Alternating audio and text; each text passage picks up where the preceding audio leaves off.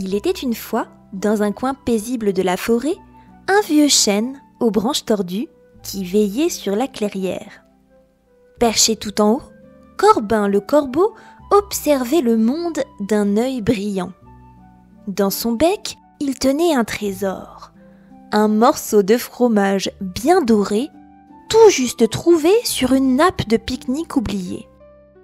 Le vent soufflait doucement dans les feuilles, le soleil réchauffait l'écorce. Corbin, lui, ne pensait qu'à une chose, son goûter.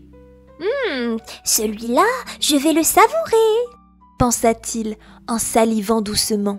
Mais ce que Corbin ne savait pas, c'était qu'il n'était pas seul. À quelques pas de là, derrière un buisson, un animal aux yeux malicieux leva le museau. C'était Rémi, le renard. Il avait faim, très faim, et une douce odeur lui chatouilla les narines.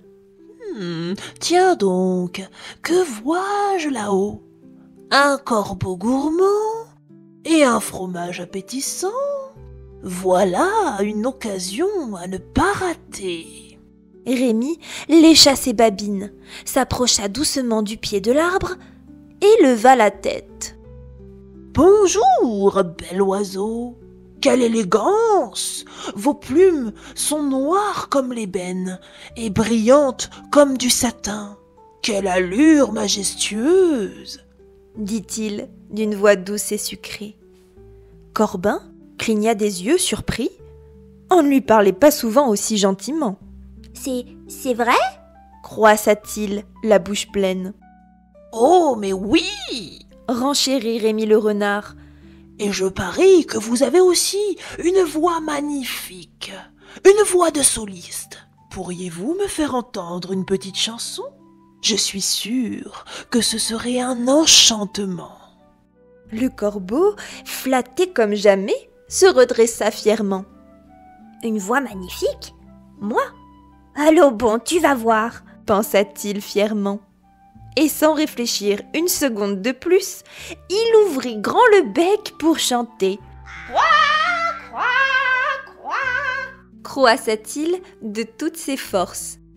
Et hop, le fromage tomba, droit dans la gueule du renard. « Merci, mon ami » lança Rémi en attrapant le fromage d'un coup de dent. « Ta voix est inoubliable. » Corbin cligna des yeux confus. « Hé, mais mon fromage !» Eh bien, tu as chanté et ton fromage est tombé. C'est presque comme un cadeau, non? Répondit Rémi, les joues pleines. Puis, sans attendre, il tourna les talons et disparut dans les broussailles. Tout seul sur sa branche, Corbin soupira. « Tout cela pour de belles paroles !» dit-il tristement. Il resta un moment sans bouger, les ailes toutes molles, puis il secoua ses plumes et murmura. « La prochaine fois, je réfléchirai avant d'ouvrir mon bec.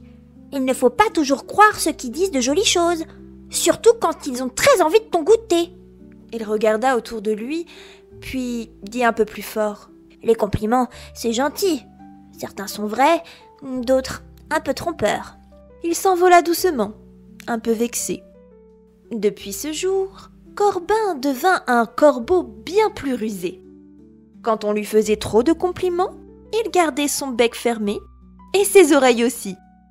Il écoutait avec son cœur et se demandait tout bas: « Ce compliment, est-il sincère ou juste pour me voler quelque chose ?» Il ne faut pas croire tout ce qu'on entend, surtout quand c'est trop beau pour être vrai. Même les mots doux peuvent cacher une drôle d'idée derrière. Quant à Rémi le renard, il dut chercher une autre manière de se régaler, car le corbeau ne se laissa plus jamais avoir. Bravo, tu as fini ton histoire. Et pour continuer l'aventure à la maison, demande à tes parents de télécharger le cahier de coloriage dans la description. Plumine te raconte une nouvelle histoire magique 2 fois par mois.